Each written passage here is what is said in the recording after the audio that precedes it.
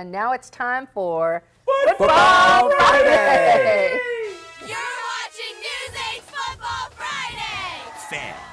Fans, cheerleaders, this is News 8's Football Friday. Hello and welcome to Week 9 of Football Friday. They're rocking the house in Harrisburg, Cougar Country. News 8's Justin Betty is with the Cougars tonight. And you're looking live at the Leola Worship Center in Lancaster County. News 8's Pat Principe is with the Conestoga Valley Buckskins. And I'm Mike Hostetler coming to you live from News 8's Football Friday studios. Our teams covered 16 games for you tonight. And we kick things off with a whopper in the mid-pen. For that, let's check in with Justin Betty in Harrisburg. We are here with the best band in the land, the Harrisburg Cougars. The team is just getting back from a big win against Chambersburg. We'll check in with the football team in just a little bit. Yeah, the band is fantastic. As for the best team in our area, the #1 team in our Great 8 poll, the Bishop McDevitt Crusaders, have been rolling through everyone this year, but they faced a tough test this week at 7-1 Redland. The Patriots looking to knock off McDevitt for the first time since 2001. Let's check out the highlights. Redland took a 21-14 lead into the half against Bishop McDevitt. Patriots up 3 in the third when Garrett Scott's pass is picked off by Vinny Salamone to give the Crusaders the ball and a chance to take the lead. And they do just that as Nick Marcillo connects with Bryce Hall. And he stretches into the end zone for a 15-yard score. And Bishop McDevitt's going to run away with this game. Oh, no, they're not. Instead, it's Redland's Phil Overton running away from everybody on his way to a 69-yard score to give the Patriots a 31-27 lead late in the third. Bishop McDevitt answers right back. Andre Robinson sprints around the right side. He'll find the end zone, and it's 33-31 Crusaders. And they add to the lead. Quayshawn Jenkins busts it right up the middle, one stiff arm, and he's gone. Bishop McDevitt takes a 39-31 lead. Redland, though, can still tie with a touchdown and a 2-point conversion. Patriots driving. Garrett Scott heaves it up, and it's picked off by JoJo Heaton. Crusaders pull away late. Bishop McDevitt wins 53-31.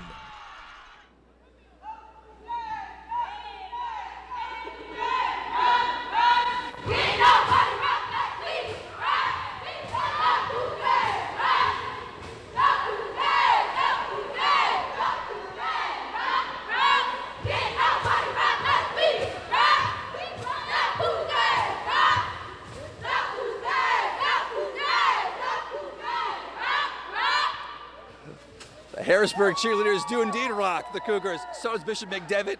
They get a tough test again next week at Lower Dauphin. Meanwhile, Redland gets their rivalry game against Cedar Cliff.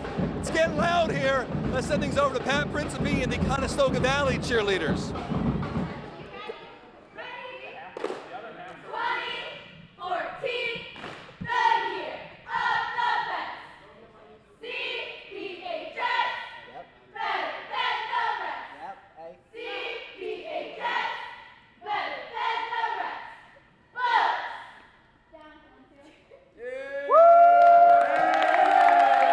The Conestoga Valley cheerleaders welcome us to Football Friday here. Great job, girls. Here at the Leola Worship Center, the 5th quarter for Conestoga Valley football. Here are the Buckskins themselves here. They've got reason to be fired up tonight. We'll have more on their big night coming up shortly. But one of the big games of the night tonight in the LL in Section 1, Penn Manor hosting Wilson. The Comets hoping to snap Wilson's incredible 48-game winning streak in LL Section 1. Let's see if they can get the job done. Wilson back for the second half. The Bulldogs lead Penn Manor 21-7. Wilson to punt, a bad snap, and the Comets swarm and then take over with the stop at the Wilson 24. Penn Manor then drives it down to the 3, but on 4th and goal, the Dogs defense with bark and bite, stuffing the attempted taken over.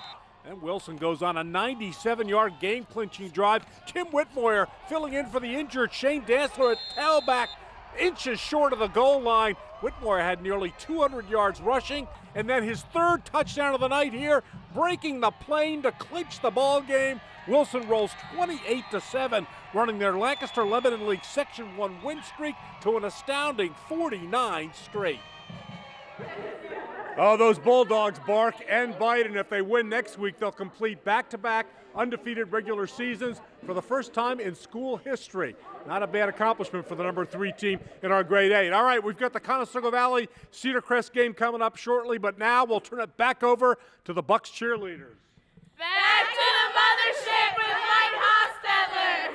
Thank you, ladies, very much. Move on to the York Adams League. Last year, Central York beat Dallastown late in the season on its way to winning Division I in the York Adams League. Tonight, Dallastown, unbeaten in league play this season, could return the favor and clinch at least a share of the division title. The Wildcats came out firing in this one. They were up big at halftime. Third quarter now, Dallastown. Cade Gold finding Jacob Jansen in the flat on third down. Big 21-yard hookup has the Wildcats in the red zone. From there, Addison Quinones pounds it up the middle for the touchdown. Dallastown widening the gap. Central still had some life left. Check out this play. Nick Strine lofting it deep to Jeremiah Dadabow over the middle. He breaks free and races 78 yards for the score. Panthers trying to hang around, but Dallastown slams the door. Strine would drop back, scramble around, and Christopher Fenici drags him down for the sack. Wildcats run away with this one, 47-21, to earn at least a share of the Division I title. Northern Lebanon students revved up for the first place matchup against Donegal. Second half, Vikings give it to Dominic Trader, who finds an opening up the middle, gets away from the last defender and is all alone, 61 yards to the house.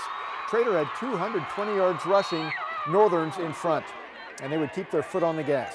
Mason Yost reels in the screen pass. Great move to juke the defender. He goes 26 yards, once again into the red zone. A few plays later, Isaac Ray drops back, finds Corey Teasdale wide open in the end zone.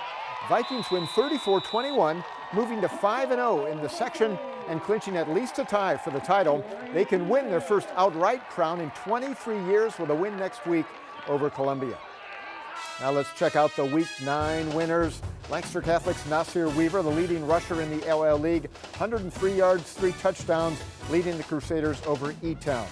Hempfield improves its district playoff seeding with a win over Warwick. The Black Knights now 6-3. Anvil Cleona ran for 445 yards against Columbia. The Dutchmen are now 7-2. Elko throttles Ephrata 55-7. Pequea Valley now 5-4 after beating Hamburg. Millersburg squeaking past Upper Dauphin in a close one. Newport gets its 7th win of the year, hammering Halifax. Eastern York 6-3 on the season, a touchdown better than Pine Grove tonight. Juniata blanks Susquehanna to improve to 8-1 on the year. Tri-Valley hammers East Juniata 45-16, and Williams Valley now 6-1 in the Tri-Valley League. Don't forget to vote for the Good Samaritan Hospital Play of the Week. We will show you the plays Monday on News 8 at 5:30. You can cast your vote at WGAL.com. Then we'll announce the winner Thursday evening. And we want to get you involved in Football Friday. Go to WGAL.com. Go to Football Friday Live Wire, brought to you by your local Honda dealer. There you can send us scores and pictures from the game. Check out scores from other contests. Also, you can send your favorite player or team a message called a shout-out. We'll show some of tonight's shout-outs a little later on Football Friday. Don't go anywhere. One of the biggest surprises of the season, CD East, trying to stay perfect in the Mid-Penn Commonwealth. We'll show you if they did. We're the Anaheim Township Cheerleaders, and you're watching Football Friday on News 8.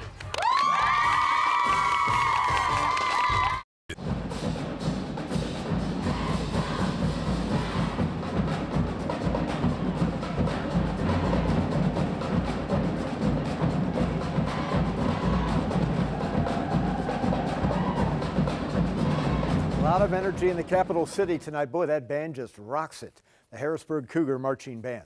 You can see tonight's shout-outs at the bottom of your screen. We continue with another first-place showdown, this one in the York Adams League. Dover won Division II last year. Tonight, the Eagles could knock out first-place West York and tie for the division lead. West York in blue at home for this one. third quarter, West York with the ball. Ross Campbell dumps it off to Terry Caines, who picks up some blockers and finds the holes. He races untouched to the end zone. Bulldogs way in front. A little later, West York at it again. Ross Campbell fakes the handoff, then keeps it himself. And he's got some room. Heads for the sidelines. Finally tripped up at the 15. From there, a couple plays later, Ryan Narber would pound his way into the end zone with a nice little flip at the end. West York dominates this one 51-0. All right, let's check back with Justin Betty in Harrisburg. Justin. Hi there, Mike. I'm joined here by the Harrisburg football team. Pretty pleased. Hey guys, how about your band? They're pretty good. Yeah, the team's pretty good too. They got a tough test this week though. They got back from a road test at Chambersburg. Let's see how they did. The Chambersburg Monsters standing guard as the Trojans sprint into battle against Harrisburg. Chambersburg's opening drive, Darius Johnson takes the handoff up the middle and follows his blockers to a 46-yard gain. That led to a field goal and it was 3-0 Trojans. Same score later in the first, snap high over the punter's head. It's blocked. Damian Barber picks it up and runs it in for the score to give Harrisburg the lead. And the Cougars defense takes over. Hunter Leedy's pass is intercepted by Rasheen Phillips. He'd fumble, but Joel Davis falls on it for the Cougars. Harrisburg goes on to win big 47-10. The Cougars have won 3 in a row. CD East hosting Carlisle. First quarter, Jihad Neybauer hits Quinton Smith on an 18-yard scoring strike to put CD East up 6-0. Thundering Herd march back in the second quarter. Billy Berger connects with Zion Patterson for a 22-yard gain. That led to Tyler Green pounding it in from a short touchdown run to tie the game at 6. Seconds left till halftime now. Jihad Neybauer hits Raekwon Banks for the go-ahead score. This one went back and forth, and CD East wins it 25-24 in overtime. Where my dogs at? Where my dogs at? Where my dogs at? Where my 3, 2, 1. Boom! Harrisburg has been laying the boom lately. You guys on a roll. They've been joined by Amici Walker. What have you guys been doing right lately? What's been different? We just practice harder in practice, and when we come out in the game, we just show everything that we've been working on, and it shows. What kind of goals do you guys have the rest of the year? We just taking one game at a time, and whatever happens after that happens. But we're definitely trying to make a big playoff run. Excellent. We'll be back here for more in a little bit, including more with the best band in the land. In the meantime, back to you.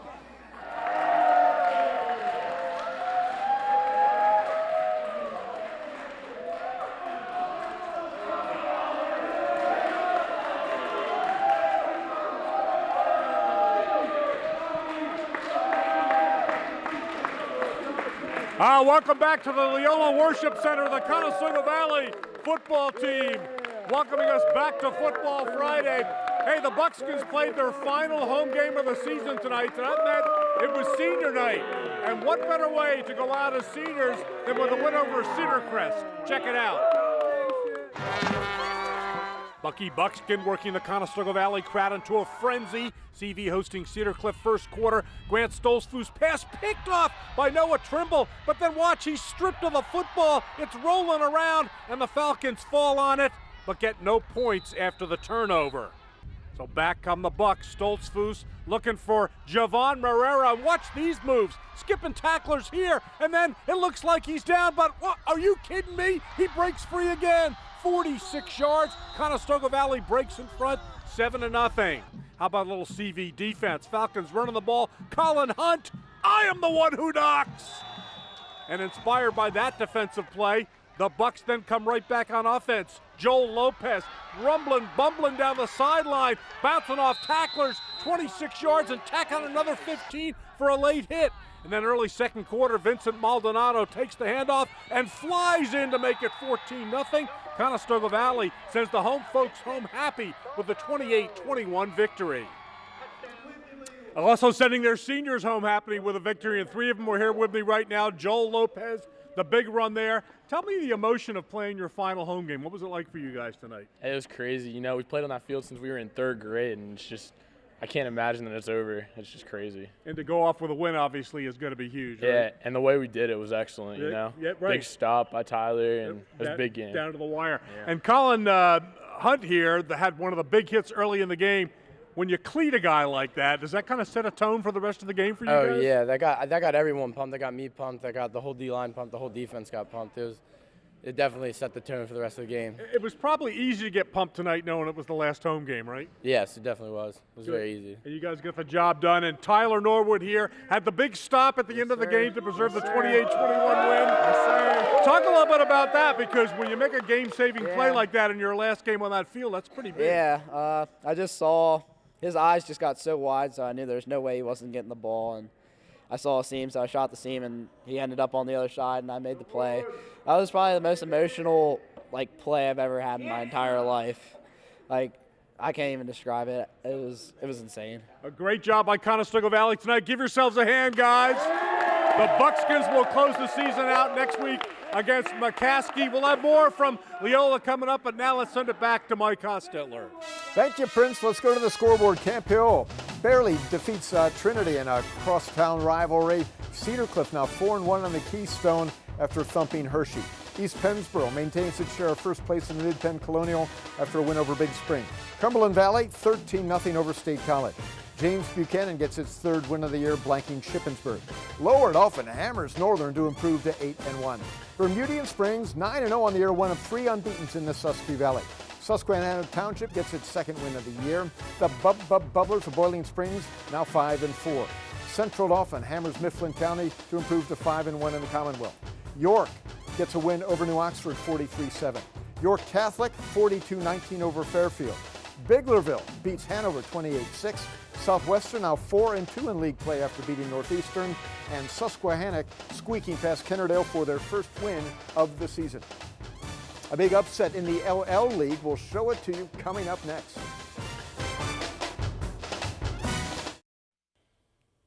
Welcome back to Football Friday. Gettysburg and York Suburban going at it. This one held in York Suburban's home field. Both squads with plenty of early offense. How about this? Gettysburg, Jake Myers throwing deep. Colin Mailman picks it off and then drops it right into the hands of Kobe Wansel, who takes it in for a touchdown. Wow, unlucky break for the Trojans. Later in the half, Mailman back to punt, and Tyler Wilt blocks it. Mailman manages to get it back for a safety, but that's how things went tonight for Suburban. Gettysburg rolls in this one, 51-14. Spring Grove hosting Red Lion. The Lions could still win a share of Division I with a win. First period, tie game, Red Lions. Dalton Grove keeps it. Check out this effort as he breaks tackles, picks up the first down. Later in the drive, Grove looking, firing into the corner of the end zone, and there is Sam Jeffries. Lions go in front 14-7. Back come the Rockets. Jacob Messersmith firing to Shea Fulmer. And check out this play. Go, big fella, dragging defenders with him.